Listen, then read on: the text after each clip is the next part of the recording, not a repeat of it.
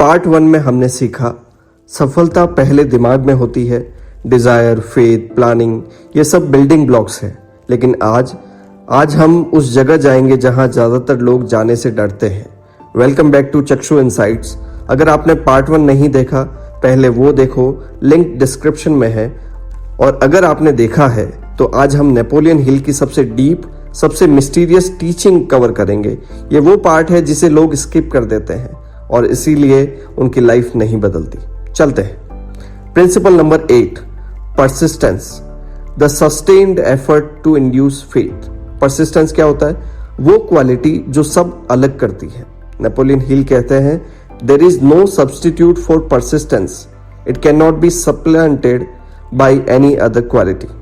एक interesting study है, जब रिसर्चर्स ने 500 मिलियनर्स का एनालिसिस किया, उन्हें एक common trait milli.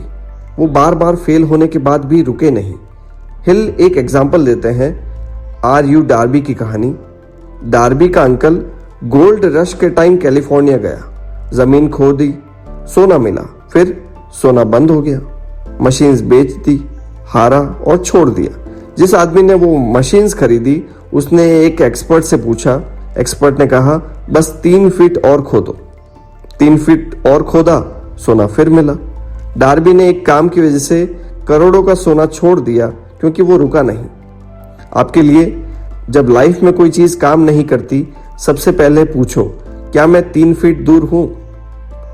Principle number 9, power of the mastermind, अकेले मत चलो। हिल कहते हैं, no two minds ever come together without thereby creating a third, invisible, intangible force, which may be linked to a third mind. जब 2 या ज्यादा लोग एक कॉमन गोल के लिए मिलकर काम करते हैं, एक न्यू एनर्जी क्रिएट होती है। यही वजह है कि एंड्रयू कार्नेगी के पास 50 से ज्यादा लोग की मास्टरमाइंड ग्रुप थी। वो अकेले नहीं थे, इसीलिए दुनिया के सबसे अमीर बने। Community is equal to super power. Principle number 10, ये चैप्टर जिसे लोग गलत समझते हैं, ये थिंक एंड ग्रो रिच का सबसे मिसअंडरस्टूड चैप्टर है। लोग सोचते हैं कि अडल्ट कंटेंट है, लेकिन ये है प्योर साइंस एंड साइकोलॉजी। हिल कहते हैं, sex energy is the most powerful of all stimuli which move people into action. लेकिन वो ये नहीं कह रहे कि सेक्स परस्यू करो, वो कह रहे हैं कि उस एनर्जी को रीडायरेक्ट करो, ट्रांसम्यूट करो। ट्रांसम्यूटेशन मतलब एक चीज की एनर्जी को दूसरी जगह यूज करना। वो ऑब्जर्व करते हैं कि दुनिया के मोस्ट क्रिएटिव, मोस्ट प्रोडक्टिव लोग वो होते हैं जिन्होंने अपनी इंटेंस इमोशनल एनर्जी को काम में लगाया। साइंटिस्ट, आर्टिस्ट, एंटरप्रेन्योर्स, सबके काम में एक बर्निंग इंटेंसिटी होती है। लेसन क्या है? अपनी strongest emotions, passion, love, ambition को अपने काम की तरफ चैनल करो। यही वो फ्यूल है जो ऑर्डिनरी लोगों को एक्स्ट्रा ऑर्डिनरी बनाता है। Principle number 11, the subconscious mind, वो दिमाग जो सोते वक्त भी काम करता है। हमने सबकॉन्शियस माइंड की पावर वाली बुक भी कवर की है इस चैनल पे, तो ये आपको फेमिलियर लगेगा, लेकिन हिल का एंगल अलग है। हिल कहते हैं, the subconscious mind works day and night through a method of procedure unknown to man. The subconscious mind draws upon the forces of infinite intelligence for the power with which it voluntarily transmutes one's desire into their physical equivalent. मतलब आपका subconscious mind 24/7 आपके goals पे काम करता है। अगर आपने उसे सही इनपुट दिया हो तो प्रैक्टिकल, रात को सोने से पहले अपना गोल लिख कर रखो। सबकॉन्शियस माइंड रात भर उस पे काम करता है, सुबह उठ के पहला काम करो उस गोल के लिए।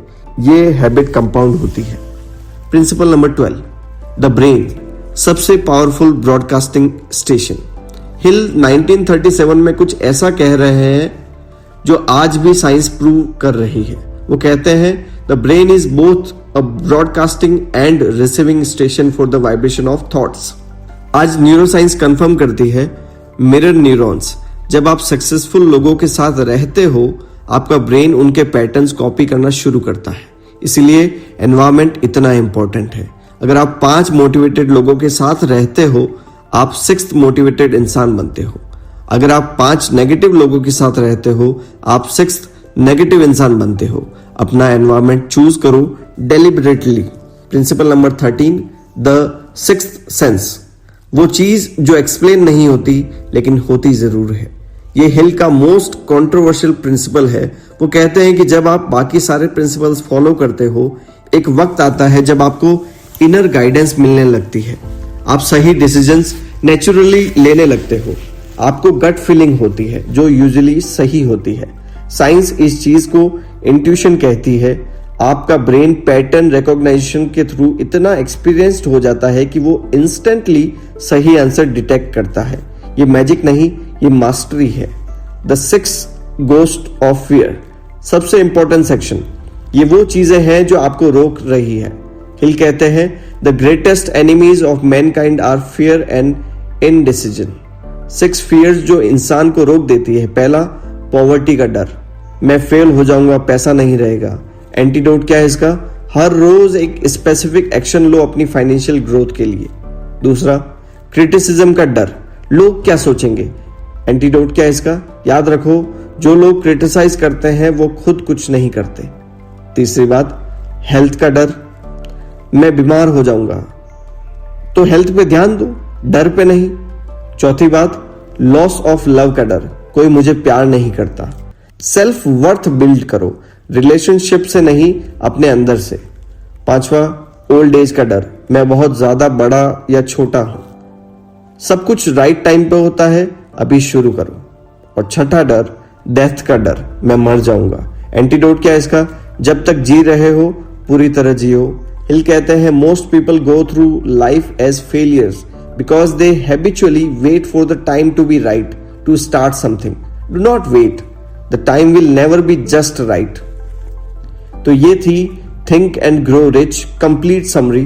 पार्ट 1 में हमने सीखा desire, faith, planning, and part 2 में हमने सीखा परसिस्टेंस, मास्टरमाइंड, सबकॉन्शियस और 6 फियर्स जो आपको रोक रही है। लेकिन आज चीज जो मैं चाहता हूं आप याद रखें, यह बुक सिर्फ पढ़ने के लिए नहीं है, ये जीने के लिए है। नेपोलियन हिल ने 20 साल लगा के ये बुक लिखी है, आप सिर्फ 20 मिनट में पूरी समरी सुन चुके हैं।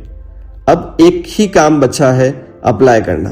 अगर ये वीडियो आपके काम आया, लाइक करो, शेयर करो, सब्सक्राइब करो, क्योंकि चक्षु इनसाइट्स का काम है आपकी आंख खोलना। मिलते हैं अगली बुक में, तब तक के लिए थैंक यू सो मच।